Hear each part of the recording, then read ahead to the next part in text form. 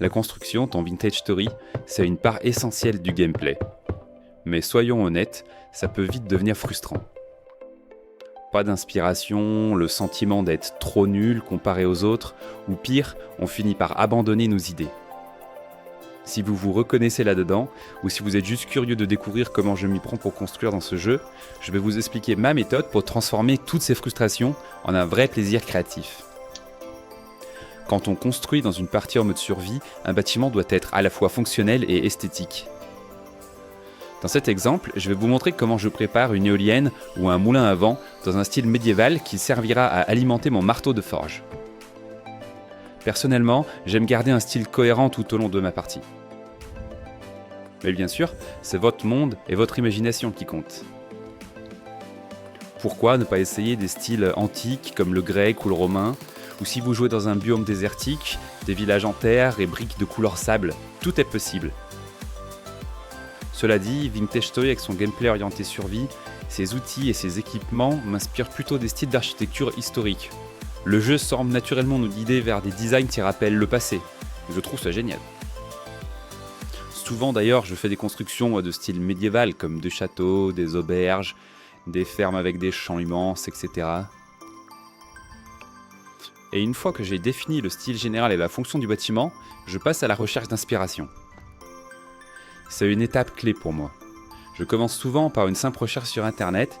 Par exemple, si je cherche moulin à vent médiéval, je tombe sur une foule de photos, de dessins et de croquis. Ensuite, je fais mon choix, je pioche des éléments qui me plaisent et qui me semblent adaptés. La même chose s'applique à d'autres bâtiments, comme une forge. Un petit tour sur le net peut faire des merveilles pour enrichir vos idées. Une fois l'inspiration trouvée, je commence par délimiter les fondations de ma structure.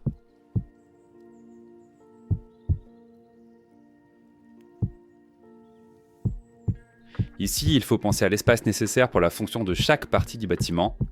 Par exemple, une forge demande plus de place qu'une cuisine, mais moins qu'une grande zone de stockage. Pour mon moulin à vent, je vais séparer deux zones principales, la partie mécanique du moulin et la forge elle-même, qui utilisera cette puissance. Pour le moulin, je prévois un espace de 3 blocs par 3, ce qui est suffisant pour les mécanismes. Mais pour l'esthétique, je veux une base plus importante en pierre, donc j'élargis à 5 blocs par 5, ce qui permet aussi d'ajouter des coffres et des rangements.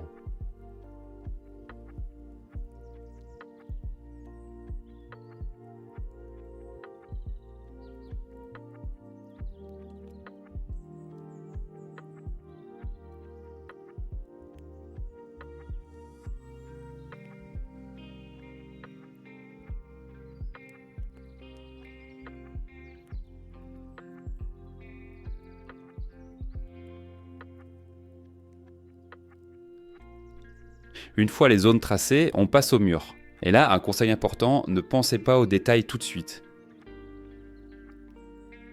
Commencez par poser les blocs de manière grossière, juste pour avoir une idée des volumes. Voyez ça comme une première couche ou un brouillon. C'est un peu comme le calque de base dans un logiciel d'image. Les détails viendront ensuite comme une deuxième couche que vous ajouterez par-dessus. Pour structurer mes murs, je m'inspire de ce que j'ai vu dans mes recherches. Par exemple, chaque coin de mes pièces sera encadré par des piliers en pierre qui donneront un aspect solide et soutiendront la structure. L'encadrement des portes fonctionne de la même manière.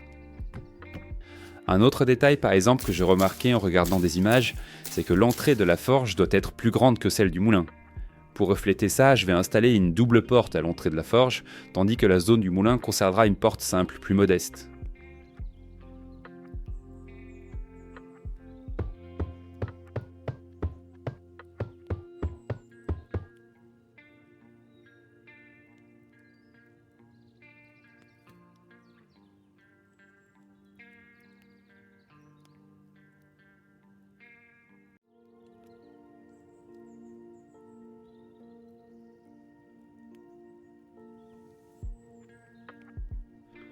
Une fois les grandes lignes des murs posées, je m'occupe d'ajouter de la variété. Depuis la version 1.20, on a accès à un nouveau type de bloc idéal pour les bâtiments style ancien, le torchis avec ses variations de texture.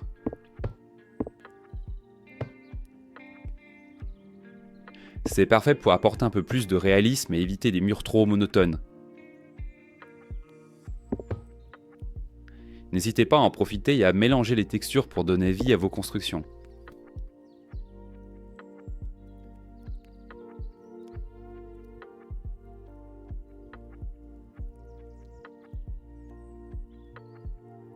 Je passe ensuite à la construction des étages de mon moulin. Dans ce cas, je trouve plus esthétique que les étages soient légèrement plus étroits que la base du bâtiment. Je trouve que ça donne une belle dynamique à la structure. Mais au contraire, si vous regardez par exemple une maison médiévale, alors vous verrez que le premier étage souvent est plus large que la base. Pour vraiment marquer la séparation entre la base et la tour, j'opte pour des escaliers en bois. Ça tranche vraiment.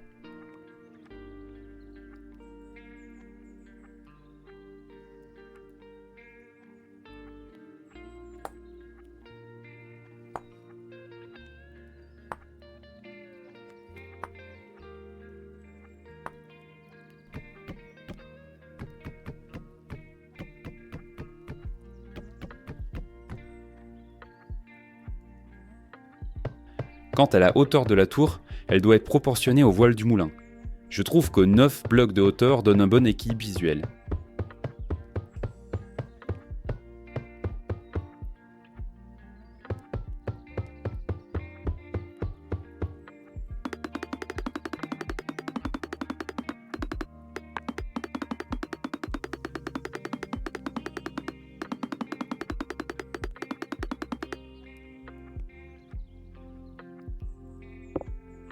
Là encore, je vais varier légèrement les textures.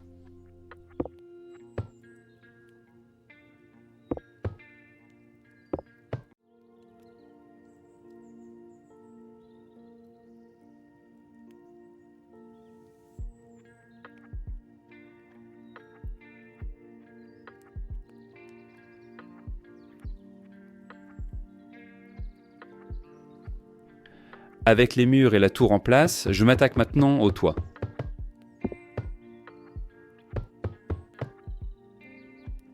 Un détail important, je laisse toujours le toit dépasser légèrement par rapport au mur. Cela permet d'ajouter des poutres pour habiller les bords et donner plus de profondeur à la construction.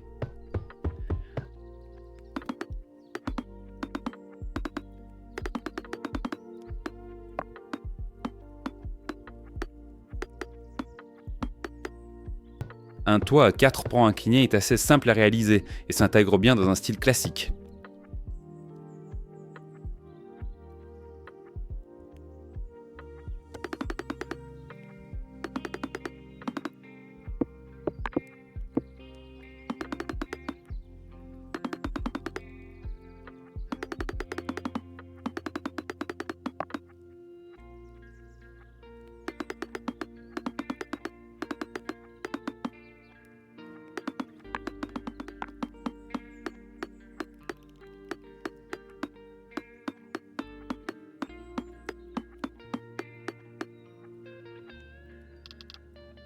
Pour un toit à 2 pans, je termine les extrémités avec des demi-blocs pour un rendu un peu plus soigné.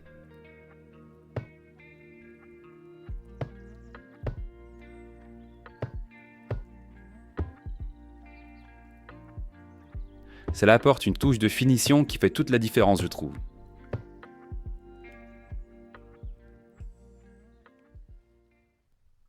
Avec les murs et le toit terminés, on peut donc considérer que la première couche de construction est en place. Mais c'est qu'une base. Maintenant, il est temps de travailler sur les détails pour donner plus de caractère à la structure. Dans un style médiéval, j'ai remarqué que les murs en torchis sont souvent renforcés avec des poutres en bois. Et c'est ce que je vais faire ici. Avant ça, je vais sculpter les blocs de torchis pour créer du relief et les différencier des blocs de pierre. Ça ajoute de la profondeur visuelle et renforce l'impression de réalisme aussi.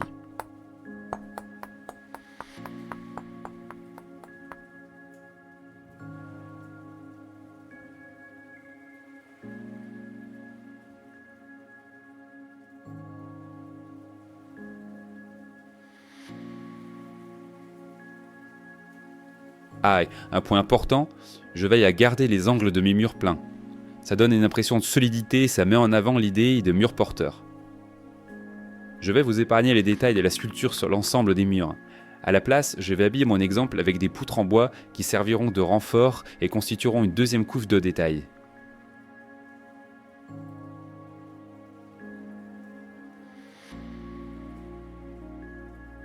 Ces poutres permettent de structurer visuellement les murs tout en ajoutant une touche esthétique.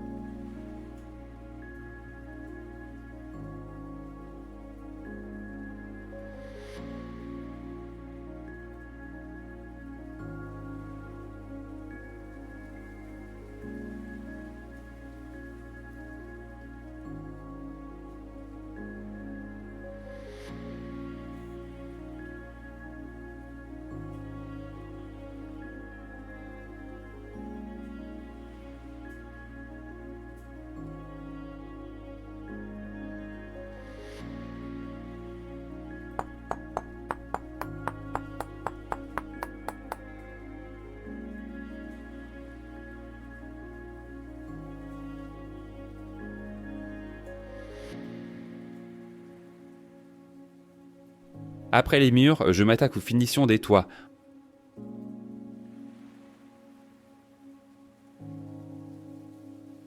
J'ajoute des éléments en bois pour renforcer son aspect détaillé.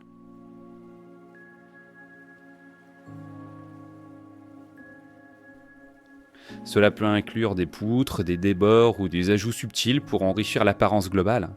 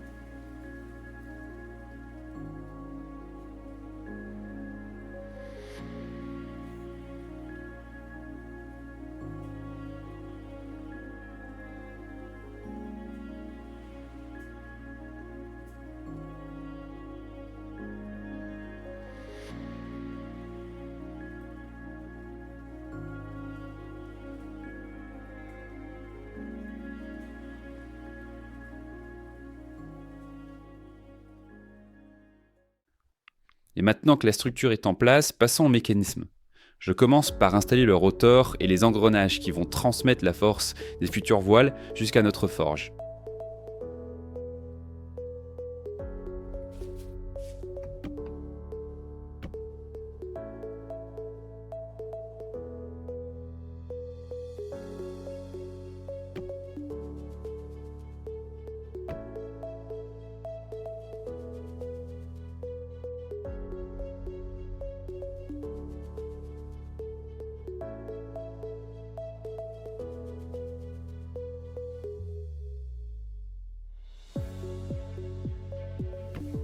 Pour rendre le tout fonctionnel, je place également un embrayage. Celui-ci permettra d'activer ou de désactiver le marteau de forge selon les besoins.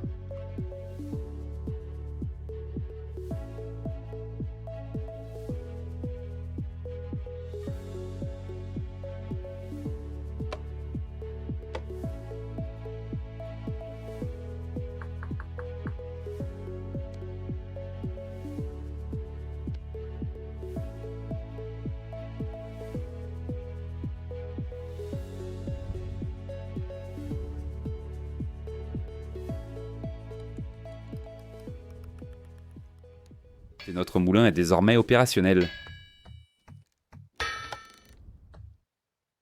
Sous les toits, on retrouve la charpente. Personnellement, j'aime utiliser des poutres en bois pour quadriller l'espace. Cela structure visuellement l'intérieur tout en renforçant l'aspect réaliste.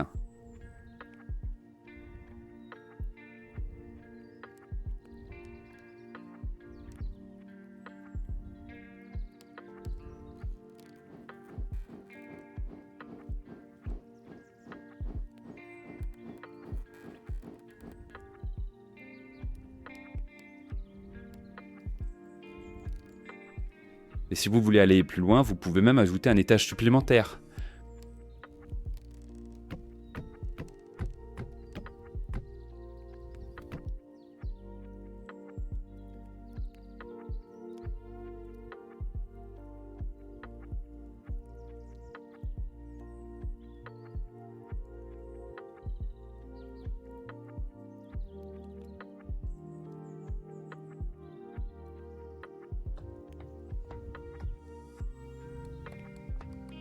Sous les dalles, je rajoute encore quelques poutres, ce qui donne de la profondeur et une toute authenticité à l'ensemble.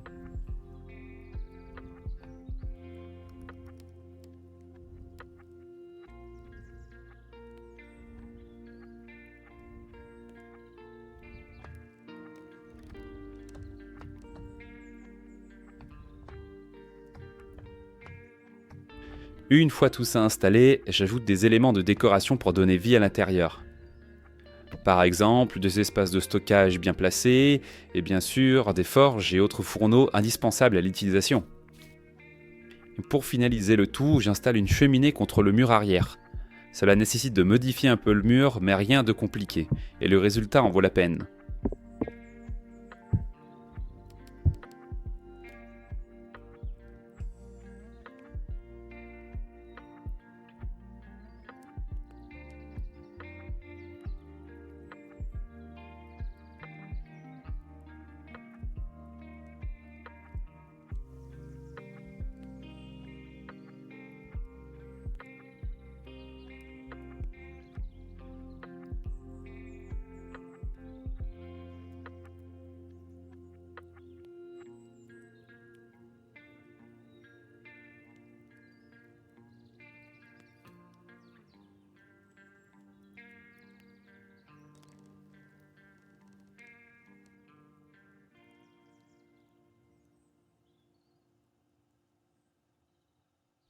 Et voilà, notre moulin est terminé. Mais ce qu'un début. Laissez libre cours à votre imagination pour ajouter encore plus de détails, des éléments de décoration intérieure, un jardin extérieur ou même des extensions. Vintage Story offre tellement de possibilités pour expérimenter et personnaliser vos constructions. Et j'espère que ce tutoriel vous a inspiré et surtout donné envie de prendre du plaisir à construire dans Vintage Story. Alors tous à vos blocs et amusez-vous bien.